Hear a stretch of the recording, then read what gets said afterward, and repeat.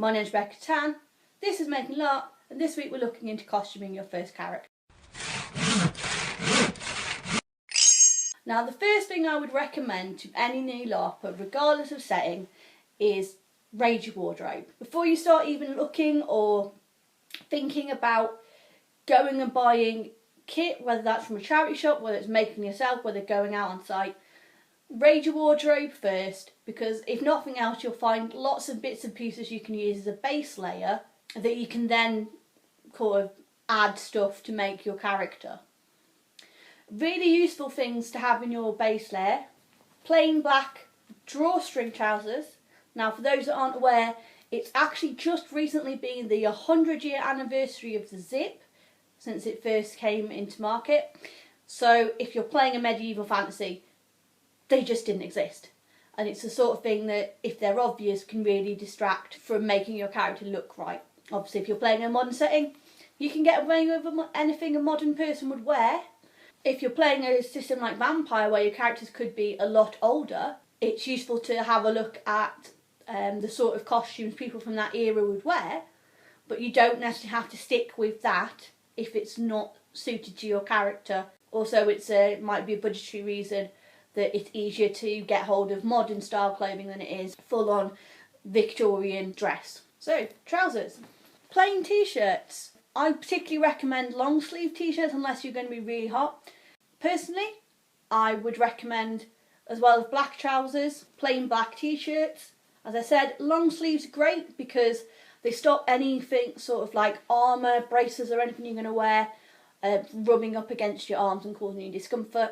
However, you're in a really, really hot environment, you might want to have a sort of layers underneath vest top, short sleeve t-shirts or whatever, that you can always take this off if it does get too hot. As I mentioned before, LARPing is all about layers. So if you think of the plain black t-shirt, the plain black trousers as a good base layer, now obviously I'm recommending black because it's something that you can then also reuse for monster kit. So as long as you don't mind wearing it for the whole weekend or bringing multiple copies of the same thing, it's really useful to reuse, and then you don't have to change as much when it's your factions monster slot, or however your system denotes when it's time to go monster, because it's really useful just to be able to take off your main kit, have the base layer on, go down a monster and come back and you've got less stuff to put on and less time spent out of character getting ready. Once you have your base layer, the next stage is then to add layers on top of that. You may actually, if you're going to a winter event, want thermals underneath that base layer to help keep you warm, and you can also keep an eye out for alternatives to the very basic setup I required. I mean, you could get the t-shirt and trousers for probably about £10 if you don't already have something suitable in your wardrobe. But you can then start looking at places where you can pick up things go on top, things get replacements are a bit more distinctive. Now a good place to start looking for costume is charity shops.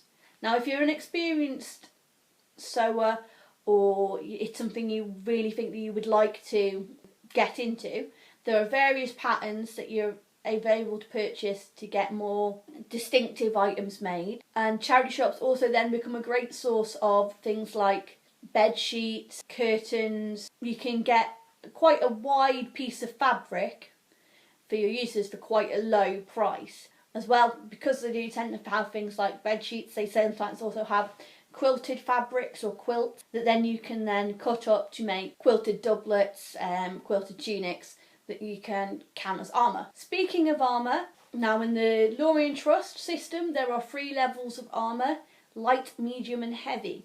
Now light armour is going to be your easiest to pick up. I'm going to show you some of the pieces that I've got for my character's kit because she does wear light armour. One of the first pieces I got was this fur coat. Very simple, very basic. It does look like a coat rather than something more medieval, but by the time I've added more layers on top of it, that's not so much of an issue, and it doesn't look, because it doesn't have particular designs or anything, particularly out of character. And this would then count as my armour.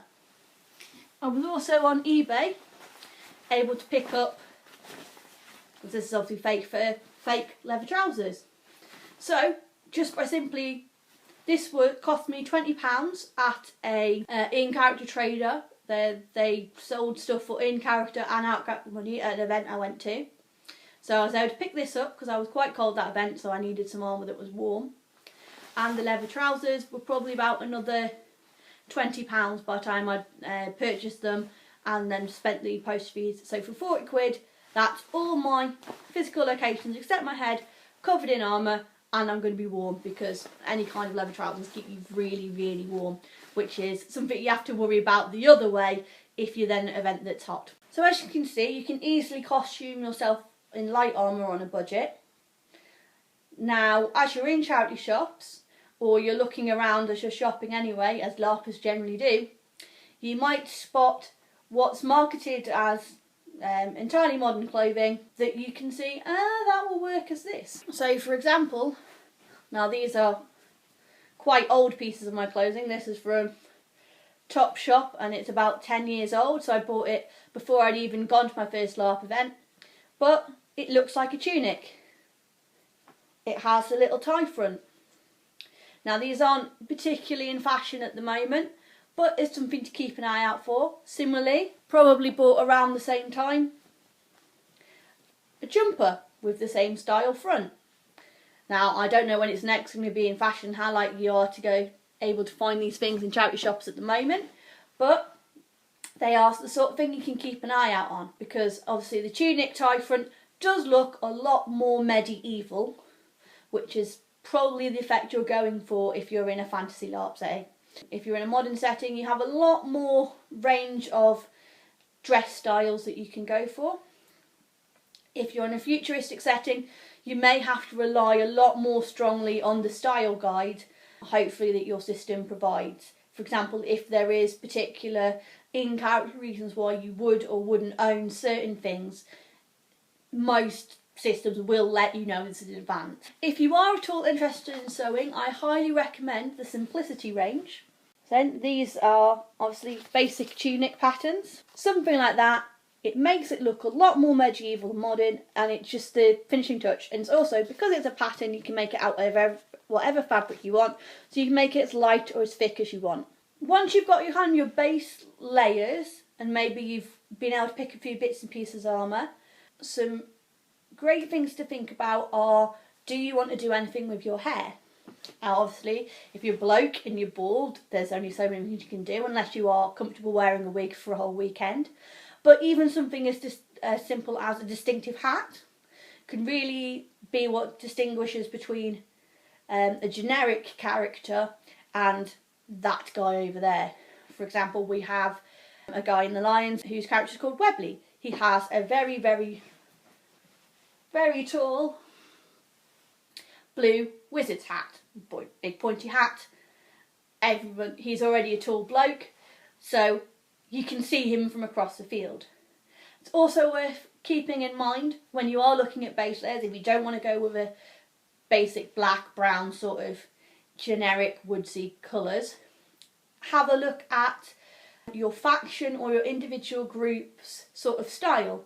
For example, if you're going to be sticking a blue and white tabard over the top, you might want to look at blue and white costuming. As you are looking for basic trousers, a lot of traders that trade at events sell what are referred to as hero pants, which are really, really baggy drawstring trousers, and these can often be found in a wide variety of colours, including one leg one colour, one another. So again, if you are looking for kit and you're happy to get something whilst you're there, these are the sort of things you can keep an eye out for. And they're also the sort of thing where most of these traders are going to have some sort of online shop or some sort of system where people can purchase things outside the main season, either for delivery in between or to pick up at the event. I mentioned before, going for something distinctive can be what makes the costume feel like you are actually playing another person. So something you wouldn't normally wear, for example, if you don't normally wear makeup, that can be a big thing. Obviously, if you're playing someone of another race and you're wearing specific makeup to make you look more like that race, that can be a big thing. Personally, I'm playing a human at the moment, and as I mentioned in my previous video, this character is based off the concept of the Discworld Witches, especially from the series of Tiffany Aching books, which describe the sort of journey of Tiffany Aching and some of her peers from a kind of young girl to an adult in the witching community. So I came up with a concept combining with one of the abilities that I can buy in character. There's a skill tree which is apprentice, journeyman, master. So as I mentioned, things like a hat or distinctive piece of costume can really help you feel like you're in character. Now personally, the evolution of my character has involved this headdress. What started out as braids attached to headbands on buns as hair falls, and then the bandana covering it, became the hair falls attached to the bandana for ease of getting off and on, and then has slowly added bits and pieces. So as I mentioned, this character is now a journeyman witch. So she has a little mini witch's hat. In an upcoming video I'm going to be showing you how to crochet this. All of the pieces in the headdress except for this were made by myself, either through crochet or braiding and then attached. And I'm showing you how to make a full-sized hat, as by the time the character returns to play she will then be classed as a master. But this is the sort of thing that's very distinctive and helps me feel like when I've put that on, that is when I am that character. And then until I've kind of, as I say, put my hair on, I don't really count it as being fully in character. This little amulet is something that was given to me in character to represent part of a collective group that I was from. In the lines we have a group of women that are attached to the various islands that our country owns. We have created a bond with the ancestral spirits of the land, with each woman having a different island. And so we've all got these little amulets. Mine is citrine, as that is the colour of the stone associated with the island. So even little things like that can make a huge difference now. It was supposed to be an amulet, but I wear quite a few amulets, and I'm actually planning on attaching this to the sort of band, as you can see here, of the full-size hat once I've done it. But this is a nice simple thing where it's been built up over the years, but it really helps you feel like you've got a distinctive character. As you can see, the character sort of wears a theme of green and black, so I kind of know that I can pick up different things in this colour scheme and it'll all kind of fit and work for the character. For example, some lovely green fake Doc Marten boots, look very witchy. We're only about £10 and I wear them outside of LARP as well. You can tell they're fake because they've got the zip on the side.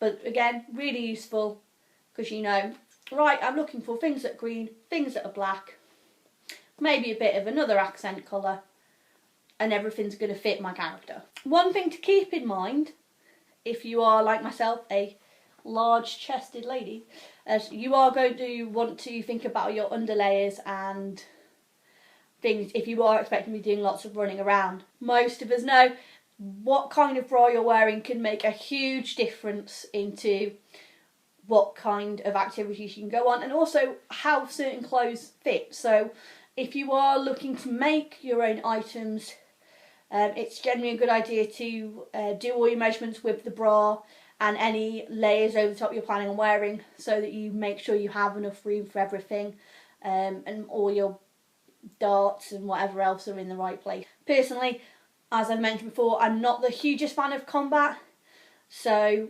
I don't tend to wear anything like a sports bra. But if that's what you're going to do, obviously they do smush everything down, and you need to take that into effect if you're planning on wearing certain types of costume. By the other token, there are lots and lots of women who LARP that wear corsetry of various kinds. If you're going to a non-combat LARP, by all means wear the custom-made, really strong steel bones, fantastically expensive corsetry. I would highly recommend, just for if it's something that you're going to be wearing anyway, looking at getting custom corsetry done, because it is just better fitting, and there are heaps of articles out there that show the difference between a cheaper corset from plastic bones to the kind of higher end of cheap corsetry and actual custom fitting. It does make a huge difference. However, I will say that if you're going to be doing combat, even if it's only a little bit and you're planning on wearing corsetry, I would actually recommend going down the cheaper spectrum. One, because you don't want to spend hundreds to thousands of pounds of outerwear corsetry that is going to get covered in mud and is going to be ruined forever. Now, if you've got some that already exists and you have already ruined it, however, and you want to stick it in for LARPing, you know, fair play, but you don't want to be going out buying something specifically for LARP and having it ruined at the first event. Personally, because I am a bigger lady, I wouldn't wear anything that was plastic boned, because plastic boned corsetry, the plastic itself will actually mould itself to your shape, which is not going to do anything supportive to you at all. However, you will find if you're wearing corsetry, whether it's over bust, under bust, whatever, it's going to restrict your movement in some way. That's the point. It's going to make you stand up straighter, which obviously, if you're going to be then trying to do falls and rolls and stuff in combat, it's a cost benefit way up of how often you're going to be falling over in it and how likely you are to end up with bruises from the metal bones. But again, I've played full vampire characters, as it's a much more sitting down talking out of games in full corsetry. You can obviously, again, as I mentioned, if you've got the funds, if it's something you already own, go full out Victorian, bustle skirts, all that sort of good time. On a similar note, generally wouldn't advise wearing high heels if you're going to event LARP. You know, everyone has their own comfort level of what they're happy to wear, but you have to be aware that you probably won't have proper seating. You'll be in camping chairs and benches, and they might not be available all the time, and that you are going to be doing a lot of walking. So you don't want to be wearing something that's going to break in mud or that's going to be useless to you for a whole event. Again, if you're indoors, if you're at a more social event where you're not going to be involved in actual physical roleplay of combat, wear whatever's comfortable to you. Another thing to note, if you are going to be using corsetry and checking the rules guides or the style guides, is that some systems use a lot more restrictive medieval values in what your character wears.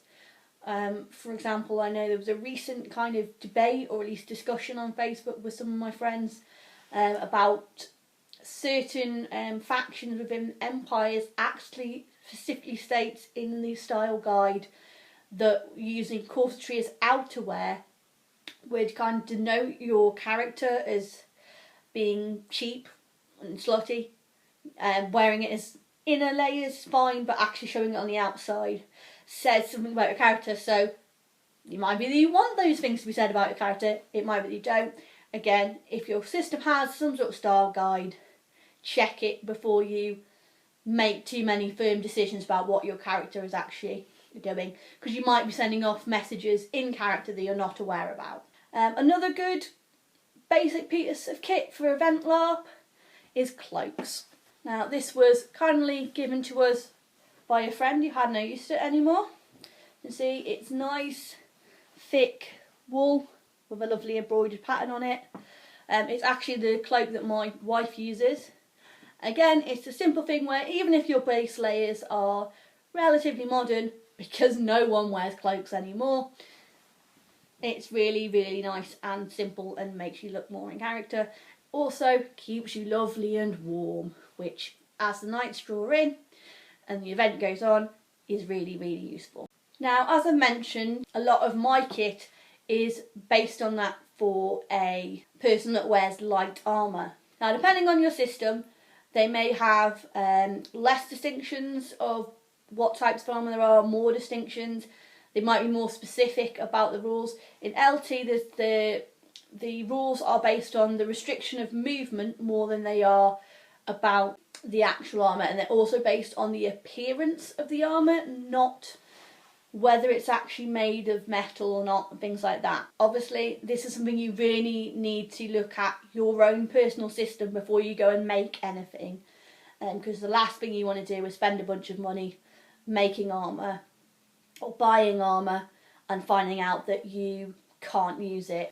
For example, there's quite a lot of people that use armour by a company called Norton Armories, which makes plastic plate mail.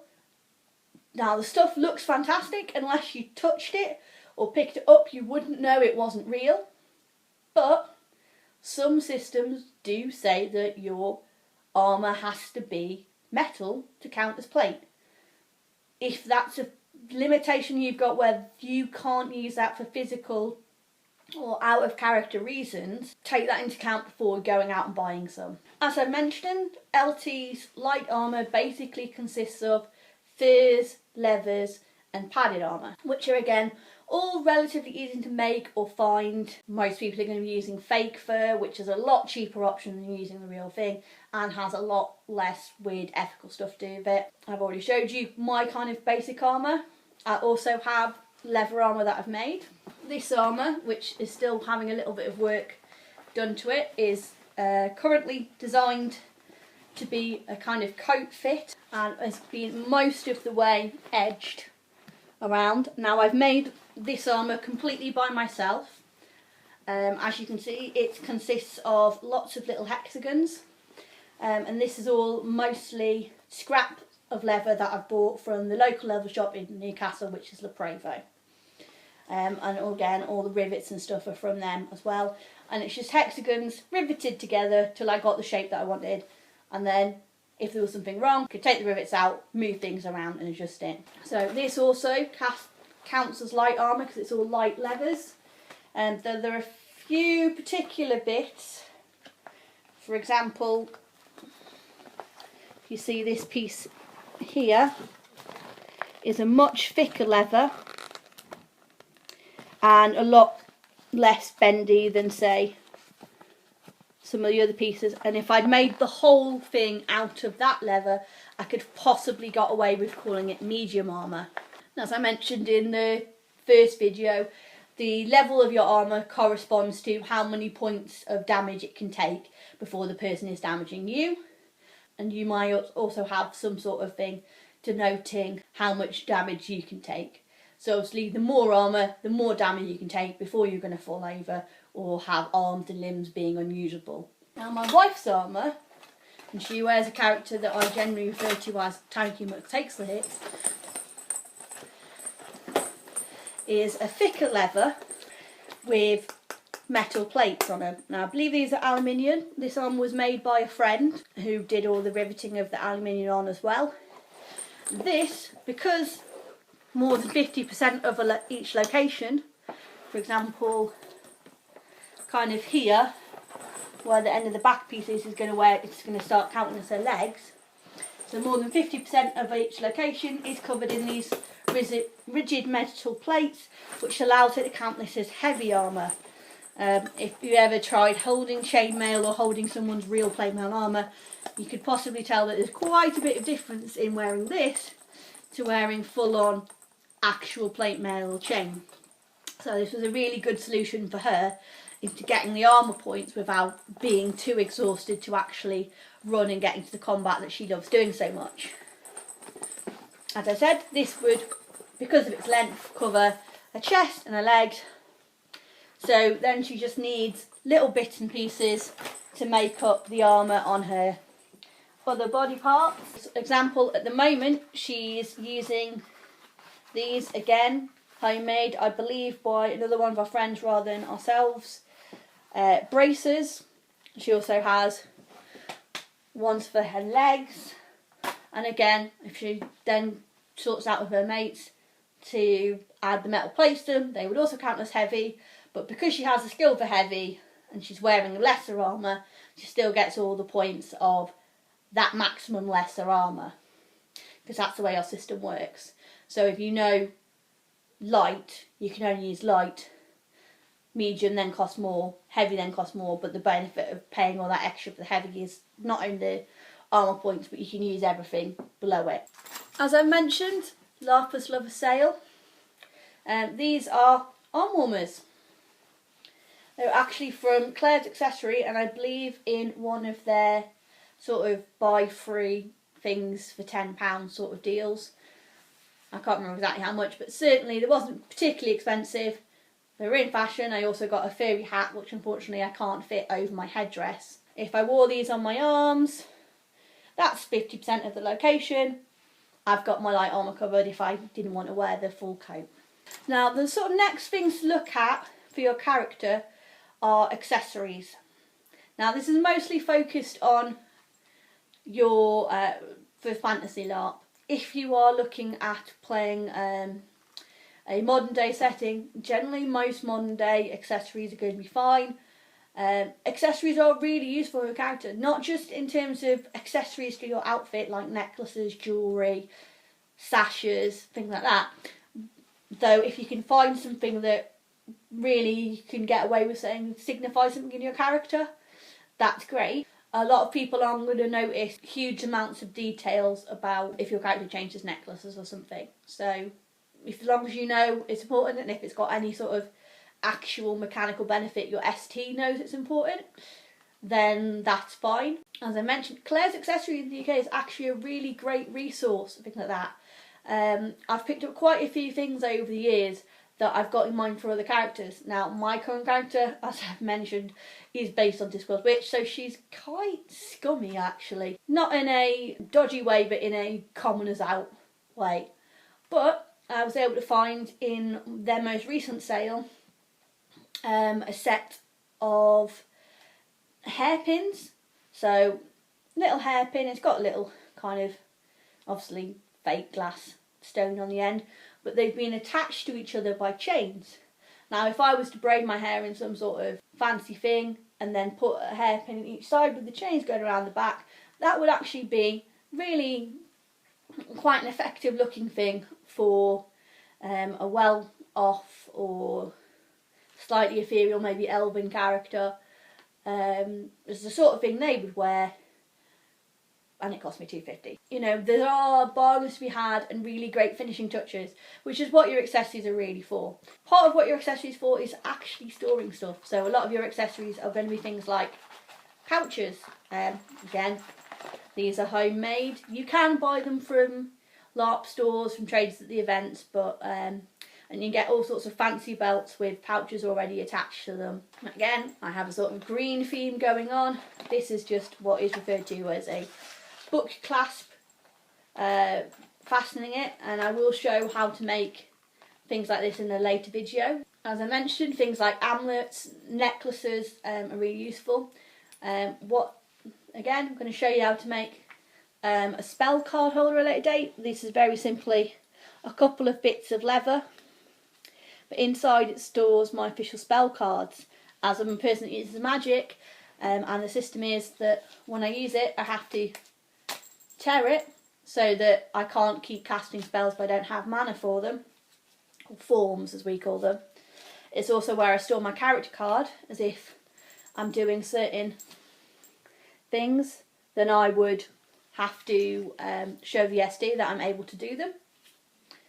So it's something that's required for me to wear constantly. So having a nice little necklace holder is really useful. I have seen some really interesting places people have do these things because what the main mechanic of storing them is what's referred to as a Chicago screw. You can actually punch a hole in, say, your bracer or on your armour somewhere, attach the Chicago screw, and then not have to wear something around your neck, but actually have it in a more easy to grab location for a combat character. I also wear this necklace in character. It was £5 at a trader, but the most important thing, it's got a little clock on the end. This is the sort of thing you need to keep in mind, because you will find in more medieval settings that it's expected that your characters don't wear watches, because they're a relatively recent invention. So things like pocket watches, watches attached to necklaces, that sort of thing, really useful, because you will have certain things that are due to happen at set times in the game, but you need a way for your character to be able to know what time it is. Belts are a fairly important thing if you're doing some event LARP. You can, and again, we tend to have the range of handmade to cheap Primark specials. I think this even came in a pack of 2. Again, it's just a basic belt, but rather than wearing it inside trousers or anything like that, you're wearing it round the outside of all of your kit. So you might need to go up sizes, or if you're like me and a bigger person anyway, and try to fit it over large bits of fur or whatever, you might need to go get one custom made. But even something like plain black or brown, and then you loop all your scabbards or your pouches, anything like that, onto it, so everything's easy access. The sorts of things you might need to carry in character, as I've mentioned, spell cards, your character card, potions, you're going to want food, you might want writing implement. Also going to have at least one scabbard for your weapon. If you carry multiple weapons, you're going to want multiple scabbards. Now you can get back scabbards. I find, actually, I've got what I refer to as T-Rex arms, so I don't really have the reach to get behind me and get a weapon in and out effectively, and if I've got to take the whole thing off to put the weapon back, it's not really useful to me. But if you've got a particularly long weapon, you might find that it's more useful to have back scabbards. So on the belt, as you can see here, we've got a little loop, a fastener. This isn't a scabbard for a weapon. Some people might attach things like claws to this if they are playing something like a werewolf, where they might need to get to stuff like that quickly when they're changing. But this one is actually designed as a tangle strap, and this is possibly one of the simplest leather bits to make, so I'll be showing that as one of the first leather work tutorials, as it's simply 2 rivets and a popper, so you can take it on and off. So things like tankards, cups, anything that you're going to want to get to relatively quick and easy, pop on and off. In terms of scabbards, these are both homemade scabbards. This one wasn't made by us, but it was made by some of our friends. You've got 2 basic styles. You've got this one, which is sometimes referred to as a sword frog. So it sits on your belt at a little bit of an angle and keeps, so your sword's kind of, or axe in my case, is straight, and it's set so that the hilt, or in my case axe head, sits straight on, sits on your belt, and you can just pull it straight out. This kind was custom made for the sword. So as you can see, the length of the blade actually goes all the way down to the end, and it's simply 2 bits of, it's 1 bit of leather folded, riveted along the sides, and then they've added straps. And because this has 2 straps, both of these straps attach to the belt, which is why one is slightly longer, so that the sword stays up off the floor, doesn't come into any damage. So I hope that that's kind of given you an overview of the different ways you can have things that will make your character more distinctive, and given you an idea of what sort of looks you want to go for your first character. Now, as the time of this recording, we are quite a way away from the first events of the season. In fact, we're in the stage now where we're drawing to the last couple of winter events for the Lorien Trust. I believe the first mainline event next year is not going to be till May. So as I said, these series are going to be weekly. I'm going to be doing lots of tutorials on how to make stuff, so if you haven't gone so far into the keen that you need to go buy stuff right now, there will be more than enough time for you to start looking at making stuff for your first character. If you are really keen, or you've got an event local to you that is a fantasy setting but runs more regularly, feel free to take my advice of raiding charity shops, and I will put a couple of links below to some of the traders that are out and about, and they will hopefully be able to help you get hold of some kit. I fully recommend keeping an eye out for sites like eBay and on various different Facebook groups and the forums and such places for whichever system you're looking for, as there are always people that will be looking to trade or give away items once a character has died, and they want to get rid of things that are too distinctive for them to take on to the next character or use monster kit. If you do have any questions or would like to request particular tutorials sooner rather than later, please do have a look down in the Facebook group, put your comments there. I will answer them as quickly as I can and try and put up links and recommendations there where there's a bit more time to actually go in depth of this without making a 4-hour video. So, if you're inspired, let's go make some LARP.